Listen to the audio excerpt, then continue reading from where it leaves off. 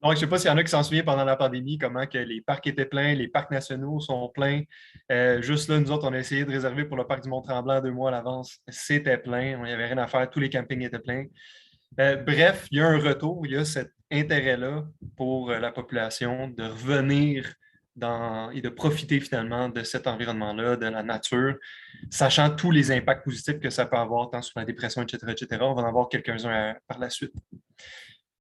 Bref, on a vu aussi qu'on a eu plusieurs épisodes de grande sécheresse. On est resté confinés chez nous. Puis, justement, tous ces services écologiques-là, on commence à les réaliser, puis on commence à réaliser l'importance de la forêt urbaine pour les municipalités. Donc, aujourd'hui, prochaine slide, on va faire ça en 3 petites histoires. On va commencer par vous parler de la valeur de la nature. Je vais essayer de couper très, très court là-dessus parce qu'il existe un foisonnement d'études sur ce sujet-là.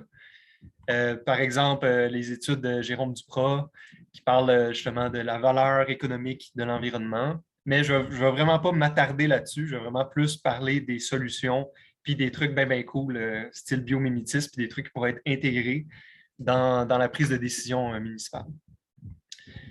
Ça, c'est le menu pour aujourd'hui.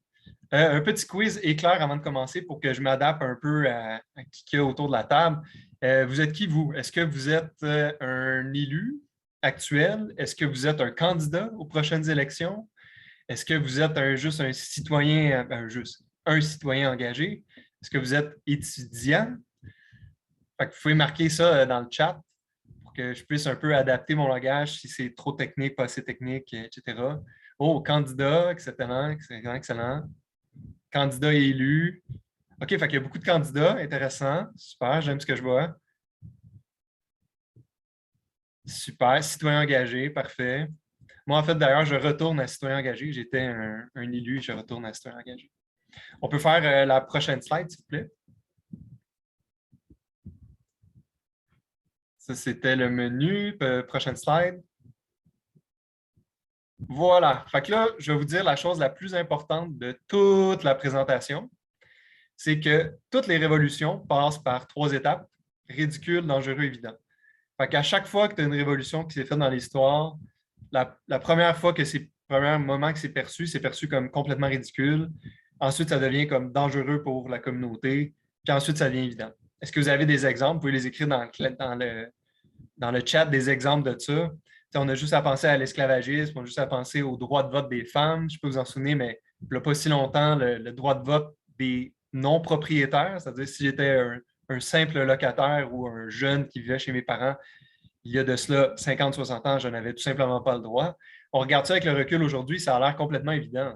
Mais si on recule back in the days, qu'est-ce qui se passait? C'était premièrement, quand c'était amené à la table des discussions, c'était perçu comme complètement ridicule, c'est-à-dire ben, pourquoi est-ce qu'on laisserait des gens qui ne payent pas de taxes à la municipalité voter ou des gens qui ne payent pratiquement pas d'impôts, rendus là, payer pour, excusez-moi, d'avoir le droit de vote.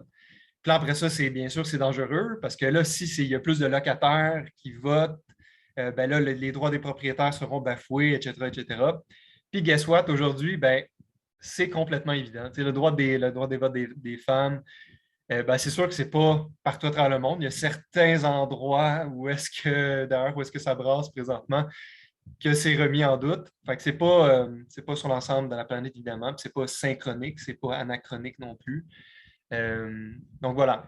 Fait que ça, c'est super important pour le restant de la présentation parce que tous les points qu'on veut amener, tant en transition écologique, c'est souvent perçu comme ridicule dans un premier temps. Puis par la suite, il y a souvent des arguments de style dangereux qui viennent par la suite. Puis par la suite, mais que c'est fait, ben, ça devient évident. Comme par exemple la ville de Mont-Saint-Hilaire depuis 20 ans, je cite ça comme exemple, ben, on n'utilise plus de pesticides et d'insecticides dans nos parcs pour avoir un beau gazon pur et parfait.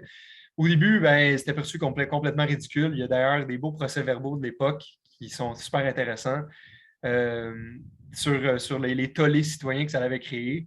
Puis aujourd'hui, guess what? On s'en fout complètement. C'est sûr que tu vas toujours avoir le bon vieux Roger de Terrebonne qui va avoir son gazon pur et parfait. Mais bon, il va toujours en avoir comme ça. Mais aujourd'hui, c'est perçu comme évident. Prochaine slide, s'il vous plaît.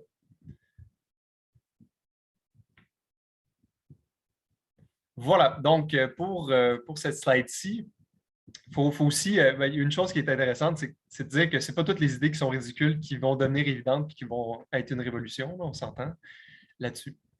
Bref, si je vous dis que dans 50 ans, ben, probablement que les boisés et les forêts urbaines, ça va être des sources de revenus pour les municipalités. Si je vous dis ça présentement, vous allez dire ben, c'est complètement ridicule. Si je vous dis qu'éventuellement, ben, ça se pourrait qu'on paye d'une manière ou d'une autre les abeilles pour les services qu'ils nous rendent, tant au point de vue de la pollinisation, de nos fruits, de nos légumes, etc. Ça a l'air complètement ridicule de dire ça aujourd'hui. Mais quand on creuse là-dessus, probablement qu'il va falloir aller vers là. Sachant que même il y a des endroits avec il y a tellement de pesticides, d'insecticides qu'il faut faire la pollinisation au pinceau. Fait que prendre le petit pinceau dans la fleur mâle, puis après ça aller dans la fleur femelle, c'est une job de moine ou une job d'abeille. Prochaine slide. Fait on a besoin d'une petite révolution à l'échelle des municipalités, ni plus ni moins, dans le domaine de l'aménagement du territoire, dans le domaine de la fiscalité. Pour ma part, c'est plusieurs constats. Mon premier constat, c'est qu'on a présentement une valeur économique qui est réelle, qui provient justement des forêts urbaines. Mais la grande problématique, c'est qu'on n'a pas la plug, on n'a pas l'adaptateur pour l'intégrer fiscalement puis dans notre gouvernance actuelle. Et pourtant, il existe des solutions. Et on va le voir un peu plus tard. C'est débuté pour les abeilles, on peut en louer aux USA et au Canada, que Jacques Portalance dit. Et voilà, bon, ben, vous voyez, ça avait l'air ridicule peut-être là, 2 ans. Puis là, présentement, on est en train de louer des abeilles pour polliniser nos champs. Merci pour ce petit ajout. Prochaine slide. Quand je dis qu'il y a une petite révolution à faire, je ne sais pas s'il y a des adeptes de développement durable dans la salle, mais moi, je suis complètement écœuré de ce mot-là. J'explique pourquoi. Grosso modo, c'est utilisé à tour de bras pour légitimer des projets. Puis je vous donne des exemples. On va faire une cimenterie ou on va faire un méga développement immobilier pour être plus dans le milieu municipal, mais on va mettre trois émérocales puis 2 spirés japonais en façade, puis pif paf pouf, on a réglé l'aspect environnemental. Eh bien non. Il faut switcher carrément le principe de développement durable puis aller vers carrément un autre mot qui s'appelle transition écologique. Puis la transition écologique, c'est on réinverse les cercles. Premièrement, tu penses avec l'environnement qui devrait être le premier filtre. Sans environnement, tu n'as pas de social. Puis sans social, tu n'as pas d'économie. Grosso modo, c'est cet axe-là que devrait être le filtre des décisions en termes de gouvernance si on veut réellement faire du développement durable ou si on veut réellement aller vers une transition écologique. Prochaine slide, s'il vous plaît. Pour vous donner une idée des catégories des biens et services écologiques, il y en a plusieurs, évidemment. Vous avez vu qu'il y a une matière matérielle, c'est-à-dire, par exemple, moi, j'ai un boisé, je suis capable de couper le bois, puis en coupant le bois, je suis capable de le vendre, puis d'avoir une fibre ligneuse pour, après ça, construire des bâtiments, avoir des combustibles, etc. Il n'y a qu'à penser à l'eau douce, c'est-à-dire qu'au Québec, on est assez chanceux d'avoir encore des lacs où est-ce qu'on peut juste se baigner dedans puis boire l'eau, alors que justement, toute cette eau-là, les coliformes fécaux totaux sont déjà filtrés par la nature. Fait que tu as des services d'approvisionnement, tu as des services de régulation, donc régulation du climat. Je ne sais pas si ça vous dit quelque chose, régulation du climat, avec qu'est-ce qu'on a vécu ces derniers jours, où est-ce qu'on peut avoir une différence de 5 degrés entre être à l'ombre et être au soleil. Puis une différence de 5 degrés, ça fait la différence entre je peux rester 1 heure ou je peux rester 5 minutes dans la plupart des cas. Il y a des services culturels, puis bien sûr spirituels. Moi, ça me fait capoter. Là, on commence justement à voir l'ontologie, la science de l'être des Premières Nations qui vivaient carrément dans la nature. Vous allez voir, il y a des liens à faire avec ce qu'on va voir tantôt avec le biomimétisme, qui est de faire une mimique ou d'imiter la nature pour régler des problématiques humaines. C'est cet aspect-là immatériel qui est difficile à qualifier, quantifier, mais qui peut avoir une valeur énorme dans le futur. Service de support, je ne passerai pas tout en ordre. Si vous voulez, je vous passerai la slide. Ce que je veux vraiment que vous compreniez avec ces catégories-là, c'est qu'il y a des services écologiques, il y a plusieurs catégories, puis même on commence tranquillement pas vite à en rajouter parce que d'année en année, la science commence à découvrir plusieurs aspects que la nature offre à la population, tant au niveau de la santé, tant au niveau du bien-être, etc., etc. Prochaine slide, s'il vous plaît.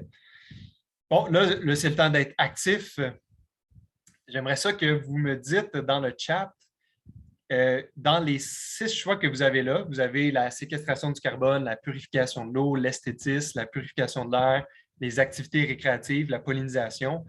Dites-moi lequel de tous ces services-là qui a le plus de valeur pour la communauté, d'après vous. Ça serait quoi? On a une première réponse. On aurait... Ah, ça, c'est Monique Fontaine qui dit la valeur des propriétés immobilières est en lien avec l'environnement. Tout à fait. Il y a une étude super intéressante, je vous invite à aller le voir, qui a été faite par la ville de Saint-Bruno, qui justement qualifie et quantifie la richesse foncière qui est augmentée à cause justement des boisés. Il y a une étude de TD qui a été faite là-dessus. Il y a des études aussi qui ont été faites par plusieurs courtiers immobiliers. Puis au pouce, là, ils disent que tu rajoutes un arbre centenaire là, de 80-100 ans, ça rajoute 10 à 15 000 de la valeur de ta maison. Puis là, je ne parle pas que si tu es à côté d'un boisé, je ne parle pas que si tu es à 500 mètres de boisé, je ne parle même pas de ça. Ça, c'est vraiment juste sur le terrain. Puis là, évidemment, plus que tu habites proche, plus que ça vaut cher.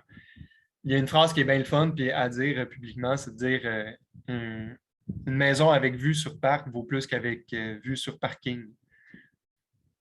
Donc, dans les réponses, il y a quelqu'un qui a dit tout, il y a quelqu'un qui a dit la purification de l'eau, très intéressant. Purification de l'eau, encore une fois, on a des amateurs d'eau. On a encore un tout. Mais là, c'est bien important de hiérarchiser parce que dans les 6 valeurs qui sont là, des services rendus, il y en a un qui est beaucoup plus élevé, puis il y en a qui sont bien sûr moins élevés. Ça serait de deviner lequel est le plus élevé. On peut aller avec la prochaine slide et le deviner au fur et à mesure. Donc, on peut dévoiler le premier. La séquestration du carbone, c'est le moins payant de toute la gang avec un 90 $ par hectare par année. Séquestration de carbone, c'est sûr, tout ça, c'est chiffré et quantifié par des études comme Jérôme Duprat. Quand on parle de séquestration de carbone, c'est que l'univers, excusez-moi, j'ai mon cellulaire qui textait. C'est tout simplement l'idée de si on n'avait pas justement la séquestration de carbone qui provenant des arbres, l'être humain, il faudrait qu'il invente une machine qui soit capable de la séquestrer, sinon tu aurais juste trop de carbone dans l'atmosphère et ça ne serait juste pas viable pour l'être humain. On peut voir la prochaine, s'il vous plaît. On aurait la purification de l'eau. Purification de l'eau, on parle, comme je disais tantôt, juste de fixer la terre pour les bandes riveraines.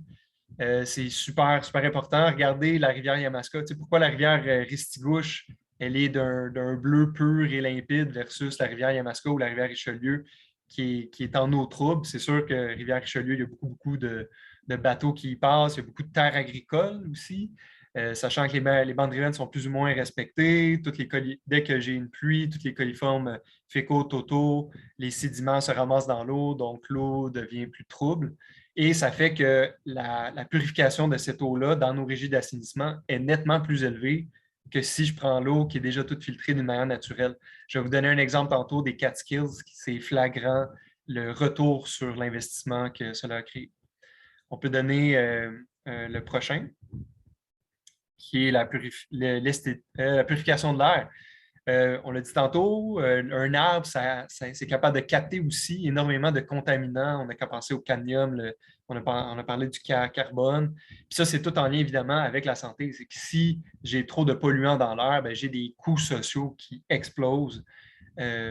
Donc, il y a un service évident d'un point de vue santé. Puis c'est pas juste pour la santé des êtres humains, quand on y pense. Ça, c'est vraiment juste qualifié, quantifié pour les êtres humains. Il y a aussi un foisonnement d'autres animaux qui en profitent. Prochain service. On a bien sûr les activités récréatives. Je ne sais pas si vous avez des exemples de votre côté.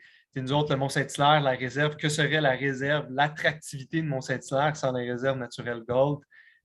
Écoute, tant au niveau commercial, tant au niveau agricole, tout est basé pratiquement là-dessus. C'est 300 000 visiteurs par année. Saint-Bruno, on parle de 1 million par année.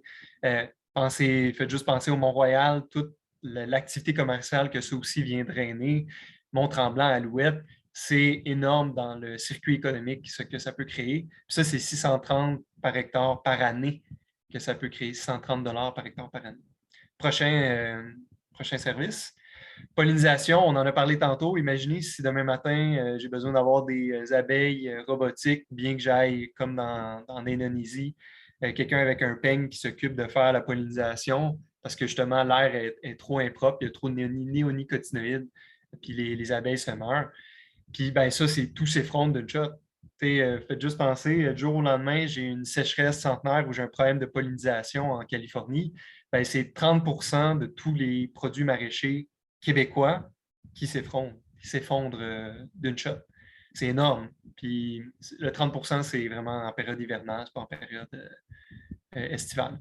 Et puis, le dernier, non le même, le moindre, on en a parlé un peu tantôt, il y a quelqu'un aussi qui en a parlé, l'esthétisme. On parle de 3 300 $ par hectare par année.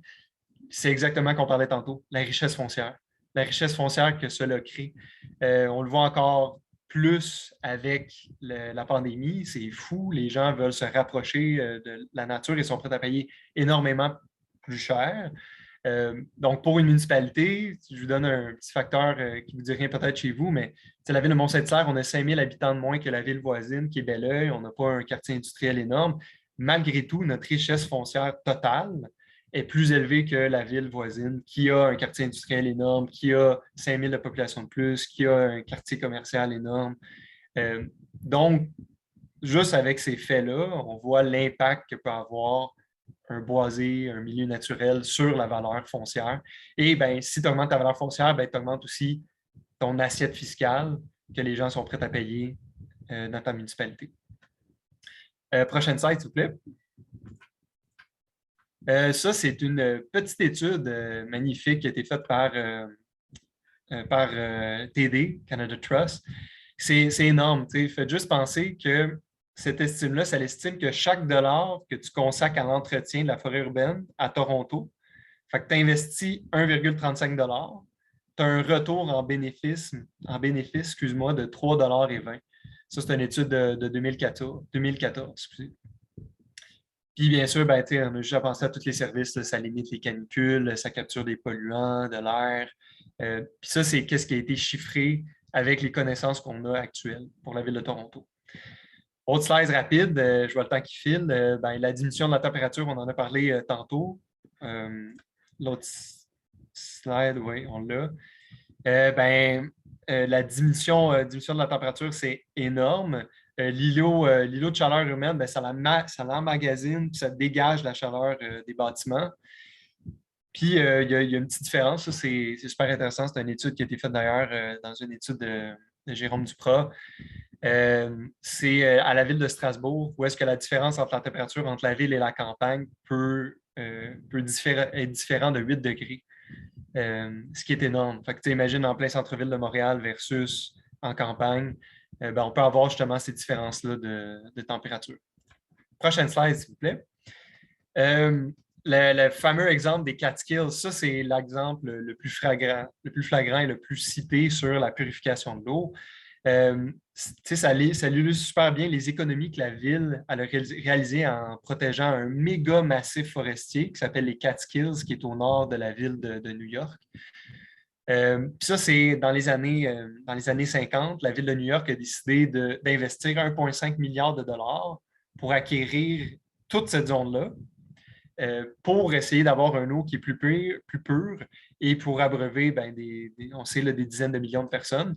Puis, par année, l'usine de traitement, ça l'évite 400 millions de dollars par année.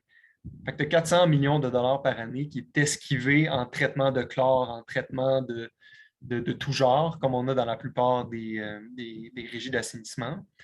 C'est 400 millions de moins qui ont investi par année. Puis ça va coûter 1,5 milliard de dollars à l'époque. On voit justement cet impact flagrant. Allons tout de suite dans le vif du sujet parce que je veux laisser du temps pour les questions. Prochaine slide. Bref, on voit qu'on a des services qui sont rendus. Non, tu peux revenir de l'autre slide avant. L'autre slide avant. Non, ça, c'est là, tu es en train d'avancer.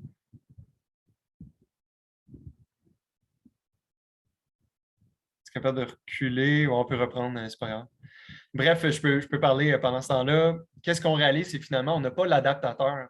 On n'a pas finalement, c'est comme si on avait un iPhone, mais on est pogné avec un adaptateur de BlackBerry pour essayer de le plugger avec notre portable. Et puis, c'est ça la grande lacune. Puis, on va essayer de voir des solutions qui ont été faites par différentes villes à travers le monde, de voir comment ils sont arrivés à régler cette problématique-là. Il y a plusieurs nœuds, évidemment, devant nous. Il y a le Conseil canadien de la comptabilité. Ça, c'est le premier nœud qu'on a devant nous, qui refuse finalement, carrément, catégoriquement, les infrastructures vertes. C'est-à-dire que nous autres, les municipalités, quand on a un budget, ouais, c'était bon la slide que tu étais. C'est-à-dire que les municipalités, on a notre budget annuel, puis on a notre PTI, notre plan triennal d'immobilisation. Puis on ne peut pas immobiliser des infrastructures vertes. Fait qu'on ne pourrait pas immobiliser, par exemple, un milieu naturel, puis de dire, ben, ce milieu naturel-là, ben, il va m'offrir des services en rétention d'eau, en purification de l'air, en richesse foncière. On n'est pas capable du moins c'est un refus, on est capable de savoir la valeur, mais on n'est pas capable du côté du Conseil canadien de comptabilité d'accepter et d'entériner que les villes utilisent les immobilisations vertes. Puis bref, c'est des normes aussi qui sont réitérées par le MAMO. Le MAMO, c'est le ministère de l'occupation du territoire. Puis, ben, tu as les normes CPA aussi qui viennent nous mettre des bâtons dans les roues à ce niveau-là. Qu'est-ce qu'il faut venir faire? Évidemment, c'est changer ces règles du jeu-là, une petite twist à faire. Es-tu correct, Lou, pour revenir avec les slides?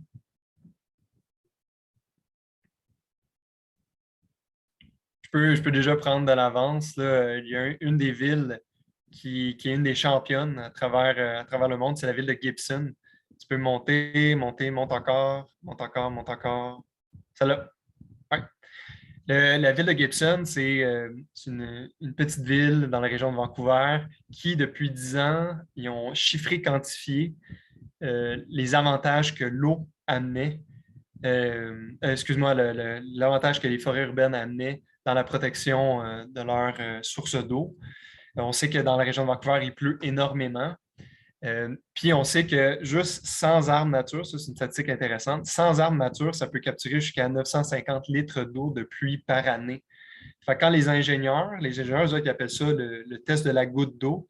Fait qu'ils prennent la quantité d'eau qu'on reçoit annuellement, puis par la suite, on est capable d'évaluer la dimension des égouts qu'on doit mettre en place pour pouvoir subvenir à toutes ces eaux pluviales-là.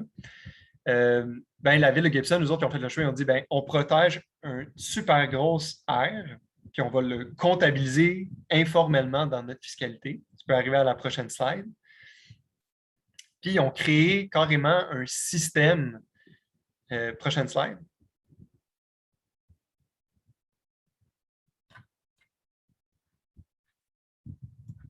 C'est ça. Ils ont carrément créé une manière de comptabiliser puis de l'internaliser dans le processus de décision de la municipalité. C'est un cas qui est super intéressant, super patent. Ils sont allés, avec David Suzuki, ils sont allés très, très loin dans ce processus-là. On peut voir à la prochaine slide les différents services municipaux qui sont fournis par les actifs naturels de la ville de Gibson. On a aussi dans la prochaine slide des exemples de services spécifiques justement reliés à l'eau qui sont super intéressants. Puis bref, eux autres, pour légitimer l'achat, un peu comme la ville de New York à l'époque, pour légitimer l'achat de cette grande portion de terrain-là, ils ont dit, ben nous autres, on aime bien mieux investir quelques millions dans l'acquisition de ces boisés-là. Puis eux autres, les économies qu'ils faisaient par année, c'était d'ordre, c'est pas 400 millions comme la ville de New York, c'est de l'ordre de 1 million par année qu'ils ont économisé en purification d'eau. En séquestration ou en fixation des sédiments pour garder la qualité de l'eau intacte, puis aussi en captation de l'eau. Comme je disais, l'eau de pluie était vraiment nuisible ou un enjeu important dans la région de Vancouver dû aux grandes pluies. Fait qu'ils ont réussi justement à légitimer cet achat-là en comptabilisant ces externalités-là qui n'étaient pas prises en compte. Autre chose qui n'est pas pris en compte, c'est la valeur future de notre de valeur immatérielle. Je vais dire le biomimétisme. Tu peux switcher, tu vas voir, tu as des petits slides qui va partir. Ça s'appelle le biomimétisme. Le biomimétisme, c'est l'idée que le iPhone, il faut passer du iPhone 12 au iPhone, F-A-U-N-E, au iPhone 13. Donc, il faut absolument montrer justement que c'est complètement une nouvelle technologie, que l'aspect connaissance que la nature peut nous apporter. D'après vous, dans une bibliothèque, la valeur, est-ce qu'elle est matérielle ou elle est immatérielle? Est-ce que la valeur d'un livre, elle est dans ses papiers, dans le papier, dans le carton qu'il recouvre, ou bien c'est dans la connaissance qui est transmise à travers le livre? Parce qu'on s'entend qu'un livre à créer, ça coûte peut-être 50 cents. On est en train de faire ça d'ailleurs avec Jonathan Durand-Folco. C'est peut-être 50 cents, mais la valeur qu'il y a dedans, c'est la valeur des connaissances. Puis là, présentement, le parallèle, c'est qu'avec la nature, on est en train de la brûler complètement sans prendre en compte l'aspect connaissance et le savoir que la nature peut nous transférer pour régler des problématiques qui sont d'ordre humain, technologique aussi. Puis là, on va jouer à quelques petits quiz. Puis là, j'ai besoin de votre participation, tout le monde. On va aller à la prochaine slide. Selon vous, si je veux essayer de trouver le meilleur moyen de réguler la température des bâtiments, est-ce que je devrais m'inspirer de prochaine, tu peux taper, de la termite, des termitières? Est-ce que je devrais m'inspirer de l'ornithorynque? Est-ce que je devrais m'inspirer du poisson-clown ou est-ce que je devrais m'inspirer du zèbre? Alors, je vous donne 15 secondes pour répondre dans le chat. Meilleur moyen de réguler la température. Oh, OK, on a des grands savants dans la salle. Les termites, bravo, bravo, bravo. OK, est-ce qu'on a d'autres réponses par hasard? Le poisson clown, ça ne vous tente pas plus que ça?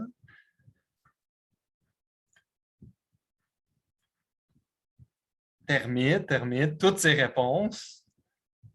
Je pense que Daniel Charbonneau, c'est une amatrice de toutes ces réponses. Il me semble que vous aviez écrit toutes ces réponses aussi tantôt.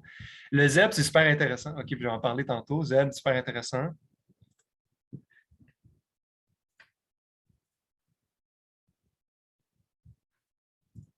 Cool, merci pour vos réponses. La grande majorité, vous aviez raison, on peut y aller. C'est la termitière. Il y a plusieurs bâtiments, tu peux faire même la prochaine switch. Il y a des bâtiments au Zimbabwe qui se sont inspirés de la termitière pour créer un bâtiment passif, c'est-à-dire que je n'ai pas d'air conditionné. C'est de l'air qui circule naturellement, de l'air frais provenant du sol, que finalement, la nuit, quand elle tombe, l'air frais rentre dans la termitière. Puis durant le jour, les termites vont fermer les valves pour pas que l'air chaud pénètre à l'intérieur de la termitière. C'est le même principe qui a été créé dans des bâtiments qui sont faits au Zimbabwe, qui sont capables de gérer justement des températures qui sont très extrêmes. La nuit, au Zimbabwe, on peut aller jusqu'à du -3 et durant le jour, on a jusqu'à du 42 degrés. Puis ils n'ont pas un watt d'électricité qui est utilisé, ça se fait simplement d'une manière passive. Prochaine slide. Si j'ai besoin encore une fois de votre participation fabuleuse, si j'ai besoin de décontaminer un sol de métaux lourds, est-ce que je devrais m'inspirer, des coraux? Est-ce que je devrais m'inspirer, du sol arctique? Est-ce que je devrais m'inspirer, du crapaud? Est-ce que je devrais m'inspirer, des escargots? Oh, on a quelqu'un qui a dit le soya. Ça ne faisait pas partie des réponses, mais bon. Es-tu génétiquement modifié, ton soya? Sol arctique, coraux. Oh, Daniel Charbonneau qui, cette fois-ci, ce n'est pas toutes ses réponses. C'est les coraux. Coraux encore. Très intéressant. Eh bien, la réponse, si on peut faire le prochain switch, c'est le sol arctique. Imaginez-vous, le sol arctique, c'est utilisé de plus en plus en décontamination de sol. Les métaux lourds, là, je parle de mercure et de plomb.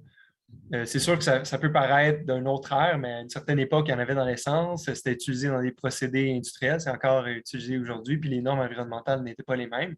Donc, on se retrouve avec un passif environnemental énorme présentement au Québec et dans les régions industrialisées. Puis, qu'est-ce qui est génial dans tout ça? Pardon, c'est que le saule arctique, on le laisse pousser pendant 5 ans sur le terrain et avec ses racines, il est capable de phytorémédier. Donc, il va capter les métaux lourds à l'intérieur de sa tige. Et à la fin des 5 années, on a juste à couper le saule arctique et de le prendre et de le mettre dans des lieux attribués pour cela.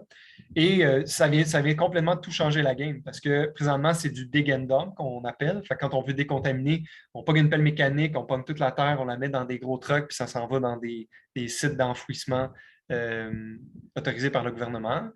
Alors que ça vient complètement faire un game changer. Tu sais, ça coûte pas mal moins cher d'avoir une couple de planteux étudiants, en stagiaire, peu importe, ou des horticulteurs qui plantent ces saules arctiques-là. Puis après ça, tu laisses la nature faire la job. Puis après ça, tu attends. Fait que, c'est des coûts qui peuvent aller. En fait, j'ai travaillé pour Sanexen, qui est une compagnie en décontamination de sol. Puis ça peut être jusqu'à 40 fois moins cher. Fait que, je ne sais pas si vous savez, 40 fois moins cher. Mettons, j'ai quelque chose qui coûte 400 000 ben, au lieu de coûter 400 000 ben, ça vient me coûter 40. C'est pas mal. 100 000? 100 000 non, ça serait 40. 10 000. 10 000 ben, merci. On me souligne à l'oreille. On me souligne aussi que je devrais me grouiller parce qu'il faudrait terminer bientôt. Fait qu'on peut faire la prochaine slide rapide. Trouver l'eau, même, ça, on va aller super vite dans les quiz. Trouver l'eau dans le désert, est-ce que je devrais m'inspirer, du scarabée? Est-ce que je devrais m'inspirer 2, du chameau? 3, du lézard? Est-ce que je devrais m'inspirer 4, du scorpion? Vous pouvez me donner vos réponses, mais je vais dire tout de suite ma réponse. C'est le scarabée, parce que le scarabée, lors de la rosée le matin, il est capable de capter l'eau de la rosée, puis après ça, s'abreuver avec elle. Puis, c'est utilisé dans le désert saoudien. Puis ça fait vraiment faire un changement géopolitique. C'est-à-dire que j'ai des endroits où est-ce que j'avais tout simplement pas d'eau. Et là, j'ai la possibilité de capter l'eau pour, après ça, imaginez-vous, faire des cultures puis abreuver un village.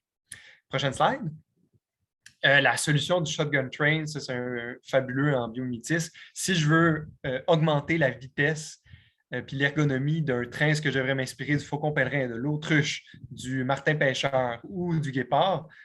Eh bien, la réponse, c'est le martin pêcheur, parce que le martin pêcheur, il passe de l'air à l'eau sans, imaginez-vous, perdre de vitesse ou peu de vitesse. Et ça a été utilisé au Japon pour régler une problématique de bruit. C'est que le train, à chaque fois qu'il passait dans un tunnel, ça faisait énormément de bruit. Ça faisait un bruit de gun, en fait, le shotgun train. Et en mettant le museau du train comme le martin pêcheur, ben, ils ont évité cela, puis il y a eu des économies d'énergie et économiques en termes de gaz utilisé. Prochaine slide. Penser la ville, bref, c'est de penser la ville comme un écosystème. Prochaine slide, s'il vous plaît. Un autre truc qui est extrêmement célèbre, c'est l'introduction de 14 loups dans le parc de la Yellowstone. Vous irez voir la petite vidéo là-dessus, c'est fabuleux. Comment que 14 loups introduits dans la Yellowstone peut changer le débit d'une rivière sur 50 km. Ben là, vous allez voir tout l'écosystème, comment il fonctionne. Le loup mange les chevreuils broutent les petits arbustes et les pousses qui sont sur le bord des ruisseaux, des rivières.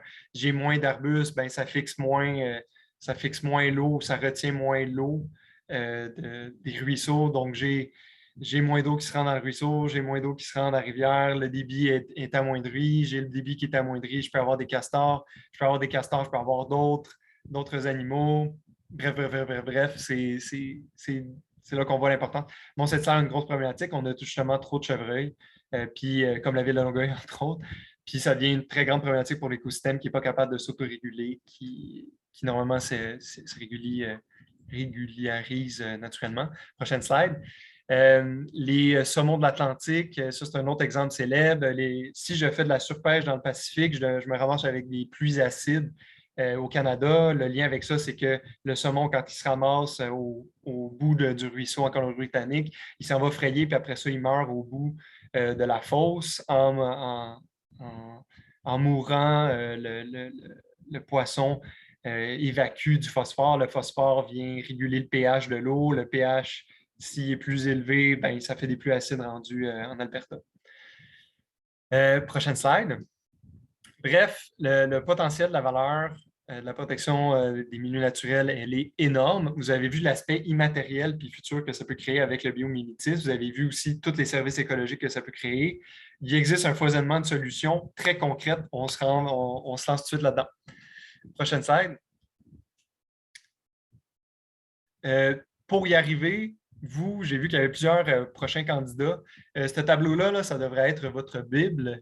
C'est-à-dire que lors de la prise de décision, il y a plusieurs éléments qui viennent intervenir. Il y a bien sûr le jugement et les valeurs de chacun des conseillers. Il y a les ressources que la municipalité peut avoir. Il y a les habitudes et traditions que la municipalité peut avoir. Il y a plusieurs élus présentement que je vois hocher de la tête qui disent ouais, chez nous, c'est de même. Tu as le pragmatisme contingent des groupes de pression. Je ne sais pas si vous connaissez le lobbyisme des promoteurs. Il y a aussi le groupe de pression à l'inverse des groupes écologistes, des groupes de citoyens. L'expertise des différents élus, l'expertise des fonctionnaires aussi qui sont autour de la table. On sait aussi que il y a une blague dans le milieu municipal que si tu ne veux pas innover, ben, tu prends la greffière, puis le directeur ou la directrice des services des finances, puis il n'y a absolument rien qui va changer dans ta municipalité. Fait que, c'est finalement à vous, les élus, de donner ce souffle-là vers les voiles de la transition écologique en soufflant sur dire, ben non, ben pour nous, c'est vraiment, vraiment important. Puis vous allez voir les solutions, je vais vous les donner immédiatement. Prochaine slide. Les municipalités doivent faire un effort dans les pratiques internes en matière de la prise en compte des biens et services écologiques de leur territoire. Il n'y a qu'à penser le cas de Gatineau. Gatineau, qu'est-ce qu'ils ont fait? Ils ont décidé de préserver encore une fois un boisé, outre de le développer, en montrant justement tous les biens et services écologiques que ça pouvait créer. Donc ça peut être utilisé. Puis des cas de boisé à préserver dans toutes les municipalités, ça existe présentement. Mettre en place des processus de participation publique. Pourquoi? Parce que c'est bien rare que quelqu'un d'une municipalité qui est contre, qui est pour, mettons, raser un boisé. Ça, c'est absolument rare parce que justement, il en bénéficie à cause de ce que je viens de vous dire, de la vue sur parc. La vue sur parc vaut plus que la vue sur parking. Donc, d'intégrer le citoyen au centre des décisions dans le processus, c'est flagrant, c'est sûr que c'est important. D'une manière plus technique, intégrer l'évaluation de la méthode des biens et services écologiques en amont de la prise de décision, un peu comme la ville de Gibson a fait.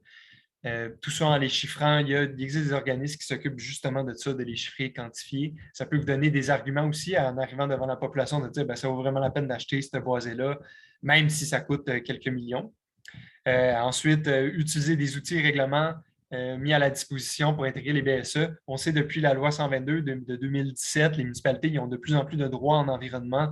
Je vous invite à aller voir le CQDE, qui est le Centre québécois de droit de l'environnement, qui ont fait un super bel article là-dessus à vous dire tous les outils ou les leviers dans la LAU que vous avez, vous, en tant que municipalité, dans la loi sur les compétences aussi municipales que vous avez pour faire ces changements-là, pour les intégrer. Prochaine slide. Après ça, il y a mettre sur pied un comité de travail composé d'acteurs du gouvernement. Ça serait plus faire des changements à l'échelle gouvernementale, comme je l'ai dit tantôt, changement au niveau comptable, d'avoir l'acceptation au niveau du MAMO, au niveau de l'Association des comptables du Canada, que les infrastructures vertes soient prises en compte. Développer un guide pour assister une municipalité, parce que tout ce que je vous dis là, c'est sûr, c'est vulgariser, mâcher, mais de faire un petit guide 101 sur comment intégrer les biens et services écologiques, ça pourrait être super intéressant. Ensuite, créer une loi à compensation des milieux forestiers. On sait tous qu'il existe une loi sur la conservation des terres agricoles, mais pourquoi ça n'existerait pas une loi sur la compensation des milieux forestiers? C'est-à-dire qu'il existe déjà un thinking ou une manière de faire avec la CPTAQ. Pourquoi il ne pourrait pas avoir une CPTANF, c'est-à-dire une commission de protection des milieux forestiers ou milieux naturels? Parce qu'il existe vraiment une dissonance présentement entre la protection agricole et la protection des milieux naturels. Nous autres, on le vit énormément dans le sud du Québec avec la pression agricole, qu'on voit que l'impératif de conservation puis l'objectif de culture agricole, ben, il existe un antagonisme énorme. Prochaine slide. En rafale.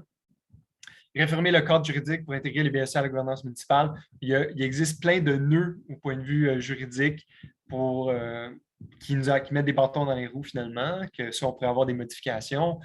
La Commission de protection des milieux naturels, c'est ça que je parlais tantôt. Pourquoi que ça n'existe pas encore? On a déjà un palier ou on a déjà un thinking qui marche déjà comme ça.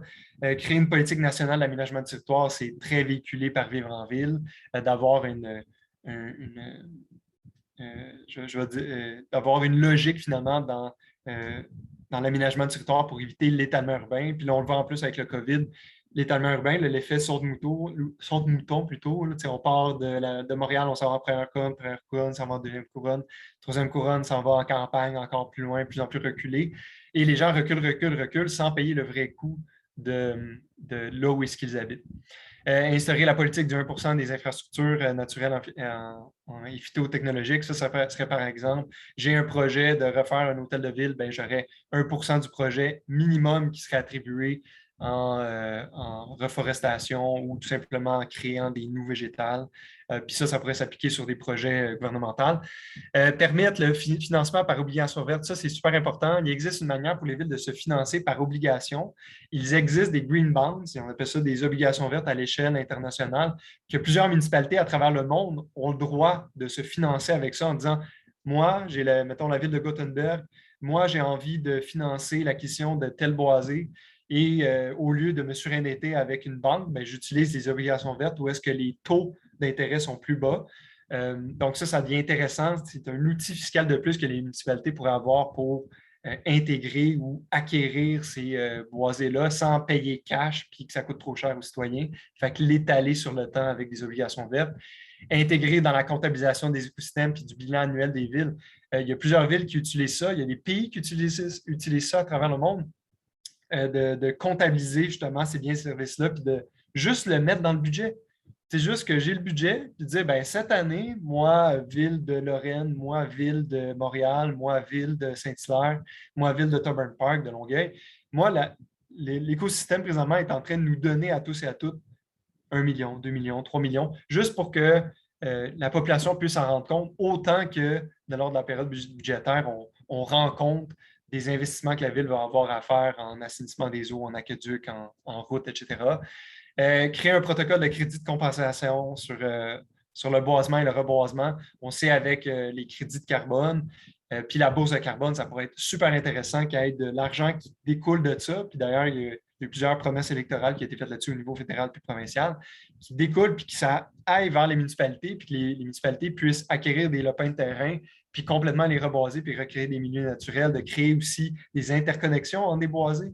Fait qu'il y a 1001 solutions possibles. Prochaine slide. Bref, si on peut conclure, ce n'est pas finalement à la nature à s'adapter aux villes, c'est aux villes à s'adapter à la nature. Puis lors de la prochaine campagne électorale, je compte sur vous. Il y a une vague verte présentement, je ne sais pas si vous la sentez, il y a une vague verte qui déferle partout au Québec. Soyez les acteurs de changement. Moi, c'est sûr, je quitte la politique. Moi, je suis un grand rêveur, mais c'est sûr que si je rêve tout seul, ça reste un rêve. Mais si on a un rêve ensemble, bien, ça va devenir réalité. Merci beaucoup de votre écoute. On irait tout de suite avec la période des questions.